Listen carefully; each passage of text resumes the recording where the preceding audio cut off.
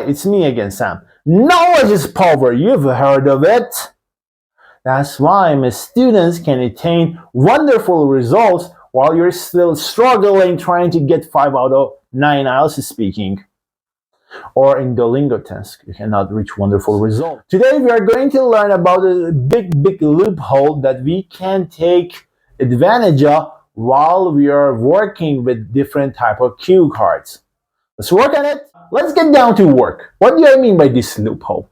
As you have noticed so far, you've seen the cue cards are sometimes, they are about the same topic, though there are sometimes minimal differences. For example, the tenses are different. The person who has done something is different. So what are we going to do with this knowledge? We are going to practice on similar topics and then generalize them. For example, I don't need to describe every certain person. I just need to work on describing one specific person, and definitely that should be a very famous person. Then I can talk about that person in different conditions. For example, I'm going to talk about famous LeBron James. I'm going to talk about wonderful Ariana Grande. These kind of famous celebrities are really good to work on.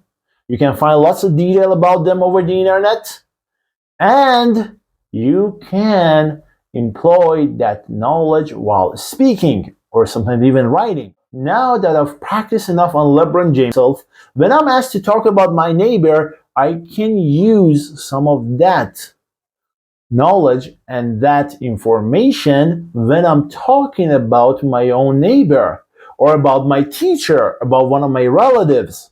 I don't know your relatives, remember that. I don't know your best teacher. You can simply change them a bit.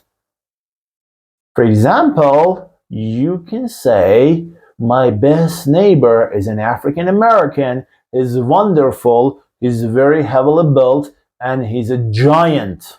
I don't know. That's the kind of description we have for LeBron James. And I can simply generalize that description to other similar circumstances. For example, parties. Let's work on parties. Let's talk about a party that I just organized, a party that I'm going to organize. The only difference is the verb tenses here. Going to simply change the verb tenses from the past to the future. Or you are going to talk about different type of parties. For example, you are going to talk about your birthday party.